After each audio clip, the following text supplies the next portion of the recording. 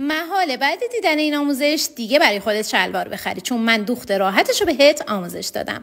پارچتو مثل همیشه 4 لا کن، از بالا 7 سانتی بیا پایین یه خط بکش. 1/4 دور بازم به اضافه 2 الی 3 سانتی برو جلو، همون عددو به سمت پایین بیا، علامت بزن و یه خط بکش. از این قسمت به پایین وصل کن، از اینجا 9 سانتی برو جلو، علامت بزن، وسط این قسمت رو به دست بیار و هلال کن. حالا از بالا قد شلوار رو بیا پایین، 30 سانتی برو جلو و به قسمت فاق مثل من وصلش کن.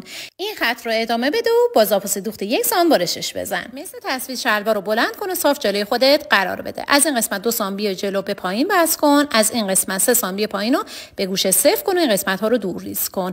حالا برای دوخت فاق ها رو بدوز، سردوزش کن، مثل تصویر بلند کن، قسمت فاق شلوار رو روی هم دیگه بذار و قسمت داخلی شلوار رو مثل تصویر باید دوخت بزنی. برای کمری 4 سانتی تا بزن و دوخت کن، قسمت دم شلوار رو هم 1 سانتی داخل بده. دور تا دور این قسمت رو دوخت بزن، فقط 3 سانتش رو باز بذار. حالا یه سنجاق قفلی بردار بیار، کشم اندازه بزن که کامل توی کپشن برات مقدار اندازه کشو نوشتم. حالا باید از این قسمتی که دوخت نکردی کشتو عبور بدی.